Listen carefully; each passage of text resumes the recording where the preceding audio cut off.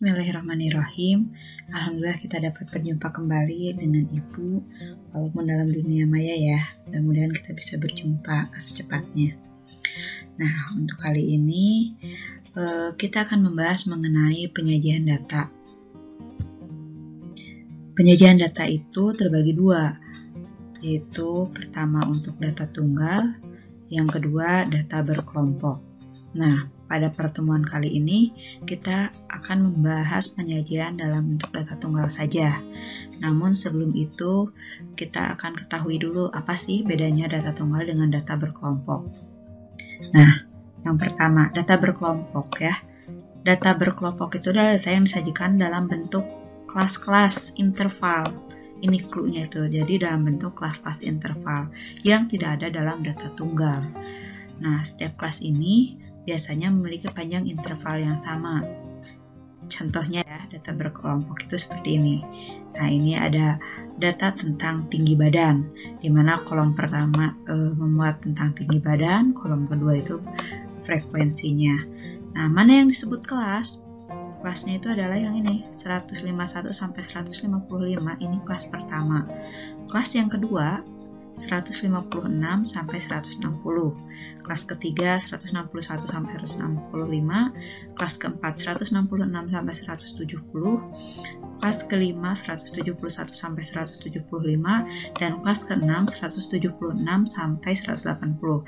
Jadi, data tinggi badan ini terdiri dari 6 kelas. Nah, kalau panjang interval yang mana?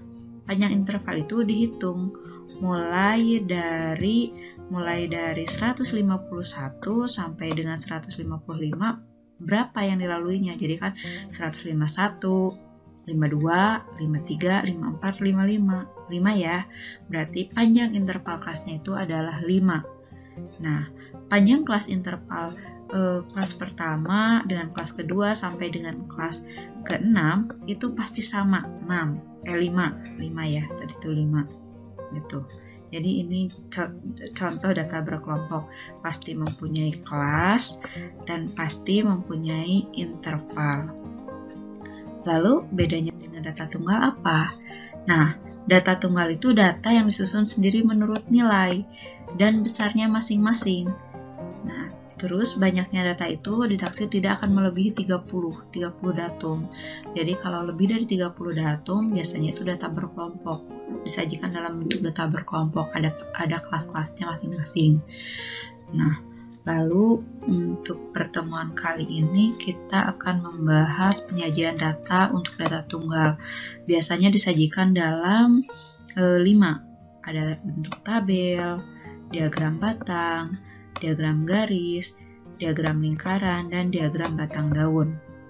Nah, setiap bentuk penyajian yang 5 ini mempunyai kelebihannya masing-masing. Sekarang kita pelajari dulu ya. Pertama, penyajian data dalam bentuk tabel. Nah, dalam bentuk tabel ini biasa disebut dengan frekuensi tunggal.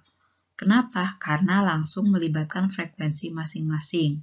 Contoh, di sini disediakan data sebagai berikut. Ada 9, 9, 12, 12, 12, 17, 23, 23, 23, 23, 23, 23. Banyaknya datum pada data ini ada 12 ya, 12 datum. Nah, lalu kita akan membentuk tabel, ya, tabel frekuensi tunggalnya.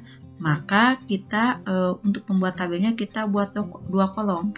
Kolom pertama untuk nilai, dan kolom kedua untuk frekuensi. Kita lihat nilai pada data ini ada berapa aja. Pertama kan 9. Lalu kita tulis di nilai 9. Yang kedua 12. Nah, tulis 12. Yang ketiga 17. Kita tulis 17. Yang keempat 23. Kita tulis 23. Lalu untuk mengisi frekuensi kita hitung. Misal nilai 9 ini ada berapa kali muncul? Ada kan ini 1, 2. Dan kita tulis 2. Terus yang kedua nilai 12. Kita hitung ada berapa kali muncul? 1, 2, 3. Lalu kita tulis di frekuensi sebanyak 3. Selanjutnya 17. Kita hitung ada berapa? ada 1 ya, maka kita tulis 1. Terus yang keempat, yang terakhir yang 23, kita hitung ada berapa? 1, 2, 3, 4, 5, ada 6. Kita tulis 6. Jadi sudah, inilah tabel frekuensi tunggal. Nah, frekuensi ini, tabel frekuensi ini lebih enak dilihat untuk frekuensi, jadi lebih jelas.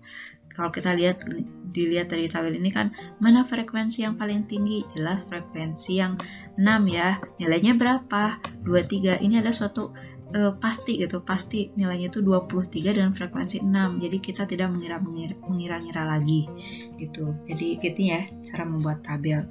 Terus yang kedua, bagaimana kalau kita membentuk diagram batang? Apa itu diagram batang?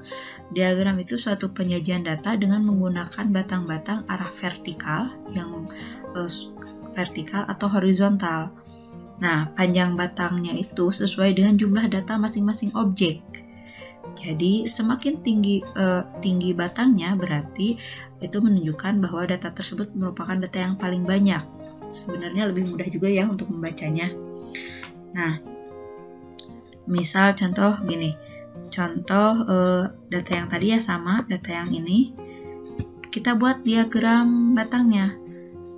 Nah, untuk yang sumbu X biasanya sumbu X kita masukkan nilainya yang tadi ya, 9, 12, 17, 23. Nah, ini kita tulis di sumbu X-nya.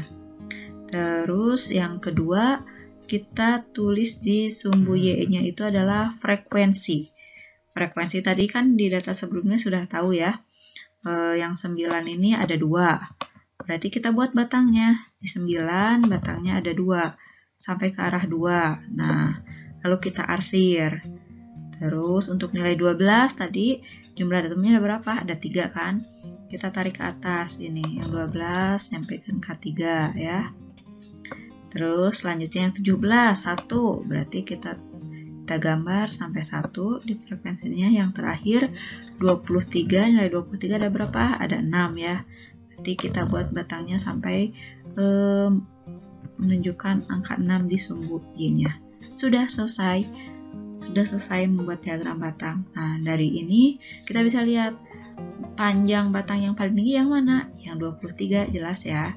Yang paling rendah berarti nilainya berapa? 17, karena frekuensinya paling rendah itu 1, nilainya itu 17. Gitu. Nah, diagram batang juga bentuknya bisa horizontal atau vertikal. Kalau ini contoh diagram batang yang bentuknya vertikal ya. Gitu. Lanjut. Nah, selanjutnya membuat penyajian data dalam bentuk diagram lingkaran. Jadi kalau diagram lingkaran itu menggunakan sektor-sektor dalam suatu lingkaran. Sama ya seperti diagram batang, jadi visualnya itu jauh lebih mudah untuk dibaca. Nah, diagram lingkaran itu lebih baik untuk menunjukkan perbandingan antara objek yang satu dengan objek yang lainnya, serta keseluruhan dalam suatu penyelidikan. Contoh gini, dari diagram lingkaran yang terdapat di sini, kita bisa melihat kalau sektor yang ini, yang 50% ini, dia hampir setengahnya dari keseluruhan jumlah data di sini. Jadi yang 50% itu yang nilai berapa? Yang nilai 23. Jadi dari semua jumlah datum, yang mendominasi nilai datum itu adalah angka 23. Ya, jelas. Nah, untuk membuat diagram lingkaran, yang pertama kali yang kalian lakukan adalah mencari nilai sudut A-nya. Nilai sudut yang A ini untuk nilai 9. Bagaimana cara mencarinya? Banyak datum 9 ada berapa? Ada 2 ya. Ini ada 2 per jumlah datum. Jumlah datum secara keseluruhan ini semuanya ada 12, berarti 2 per 12 dikali 360 derajat. Dari mana 360 derajat? Besarnya lingkaran itu sama dengan 360 derajat. Berarti kita harus mengalikannya 360 derajat. Nilainya dapat 60 derajat. Ini untuk yang nilai 9. Yang kedua, nilai 12. Berapa jumlah datum 12? Ada 3. Berarti 3 per 12 dikali 360 derajat. Dapatnya 90 derajat. Terus untuk nilai 17 ada 1 ya. Ada 1, berarti 1 per 12 dikali 360 derajat sama dengan 30 derajat. Yang terakhir nilai 23, jumlah datumnya ada 6 per 12 dikali 360 derajat sama dengan 180 derajat. Nah, sudut ini memudahkan kita untuk menggambarnya. Jadi, yang ini nilai 9 warna kuning. Kita buat nih, ini sektor yang untuk angka nilai 9 itu besarnya 60 derajat. Nah, yang untuk nilai 12 ini besarnya 90 derajat. Yang untuk 17 besarnya 36 derajat. Yang terakhir untuk nilai 23 besarnya 180 derajat. Ini 180 derajat mah berarti setengahnya dari lingkaran ya. Nah, lalu selain itu biasanya dalam diagram lingkaran juga ditampilkan nilai persentase. Persentase paling maksimum 100 ya. Berarti untuk mencari nilai persentase setiap sektornya, kita bisa mengganti yang pertama untuk sudut kan dikali 360 derajat. Nah, untuk persentase tinggal dikali 100%. Jadi banyaknya datum muncul berapa kali? Yang 9 kan 2 sama dibagi jumlah datum secara keseluruhan 12 dikali 100%, nilainya sama dengan 17%. Ini dibulatkan ya nilainya. Terus yang kedua, untuk nilai 12 munculnya 3 kali per 12 dikali 100% sama dengan 25%. Terus untuk nilai 17 munculnya 1 kali per 12 dikali 100% sama dengan 8%. Yang terakhir untuk nilai 23 munculnya 6 kali per 12 dikali 100% sama dengan 50%. Gitu. Jadi untuk diagram lingkaran itu kalau secara visual lebih mudah. Kalau misalnya langsung ditanya dari diagram lingkaran yang ditampilkan, berapa angka yang mendominasi dari data yang disajikan? Jelas ya, yang 50%. 50% itu mendominasi, berarti yang mendominasi itu adalah nilai 23. Gitu. Ya, itu diagram lingkaran. Terus yang selanjutnya penyajian data dalam bentuk diagram batang daun. Nah, diagram batang daun ini menyajikan data statistik dalam kelompok batang dan daun dari suatu set data. Jadi, kalau kalian ingin membuat diagram batang daun, sediakan dulu 2 kolom. Kolom pertama untuk batang, kolom kedua untuk daun. Ya, nah, untuk yang batang menyatakan angka puluhan. Kalau untuk yang daun itu untuk angka satuan. Jadi contoh dari data ini ada angka yang satuan kan ada 9 dan 9-nya 2 kali. Berarti di batang karena tidak mempunyai angka puluhan kita tulis angka 0. Nah, di daunnya kita tulis berapa kali angka 9 ini muncul? 2 kali ya, berarti kita tulis 2 kali. 9 dan 9. Gitu ya. Terus yang kedua untuk batang yang kedua itu puluhan yang pertama yang puluhan satuan puluhan ya. Puluhan ada 12, 12 dan 17. Semuanya angka puluhannya 1 ya.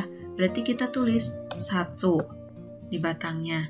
Nah, di daunnya 12 kan muncul 3 kali, berarti kita tinggal tulis satuannya. 2, 2, 2. Dibacanya kan ini batang 1, 2 berarti 12, 12, 12. Yang terakhir 17 berarti kita tulis 7 terakhir. Selanjutnya yang terakhir, batang yang terakhir, bulan yang terakhir itu batangnya dimulai dengan angka 2. Ya, 23 ada 6 kali berarti di batang kita tulis angka 2. Nah, di daunnya kita tulis angka 3, kan 23 satuannya 3 sebanyak 6 kali. Sudah selesai. Itu diagram batang daun. Tuh. Nah, catatan juga untuk lebih mudah membuat diagram batang daun itu kalian harus membuat statistik jajarannya. Statistik jajaran itu apa? Jadi dari data yang ada, kebetulan ini ya, data yang ada kalian urutkan mulai dari datum terkecil sampai datum terbesar. Jadi lebih mudah mengurutkan dan menyusun diagram batang daunnya. Itu ya. Nah, selanjutnya Diagram garis. Nah, untuk membuat diagram garis, ya diagram garis itu biasanya ada sumbu X dan sumbu Y. Ini sumbu X dan sumbu Y. Nah, sumbu X biasanya digunakan untuk satuan waktu, sedangkan kalau sumbu Y untuk frekuensi. Biasanya diagram garis ini digunakan untuk menyajikan data yang kontinu, seperti omset penjualan barang suatu toko. Nah, contohnya di sini kita mempunyai tabel hasil penjualan gula pasir selama bulan Januari sampai dengan Juli 2019. Nah, untuk sumbu Y kita mengambil data jumlah ton. Nah, sumbu Y data jumlah ton, sedangkan untuk sumbu X kita mengambil data waktu, yaitu bulan. Lalu kita buat ya di sini sumbu X-nya Januari sampai dengan Juli, sumbu Y-nya jumlah dalam ton. Nah, lalu kita lihat Januari penjualannya berapa ton? 10. Nah, kita hubungkan antara bulan Januari dengan titik 10. Titik 10 didapat titik di sini 1 ya. Terus Februari 15. Nah, dapat di sini terus sampai dengan Juli itu penjualannya sebesar 60 ton. Kita dapat titiknya di sini. Jika semua titik per bulan itu sudah kita dapatkan, lalu kita hubungkan. Ya, kita hubungkan titik tersebut, dihubungkan dari Januari, Februari, kita hubungkan dengan garis lurus, Maret, April, Mei, Juni, dan Juli. Nah, jadilah diagram garisnya. Diagram garis itu biasanya emang cocok untuk data yang kontinu, karena di sini tuh kita dari data penjualan gula pasir ini kita bisa melihat trennya seperti apa. Contohnya dari penjualan gula pasir ini mengalami penurunan ketika bulan apa? Oh iya, yang turun ini adalah ketika bulan Mei. Sedangkan kenaikan yang paling tinggi itu terjadi ketika bulan apa? Bulan apa? Yang paling tinggi bulan Juli. Jadi lebih terlihat trennya. Tuh untuk diagram garis ya. Mungkin sekian saja pertemuan kali ini.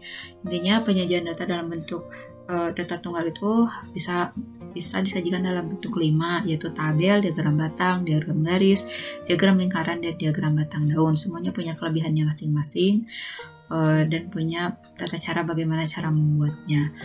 Mungkin itu saja, cukup sekian. Terima kasih. Jika ada yang ingin ditanyakan, silahkan ditanyakan. Sampai jumpa kembali.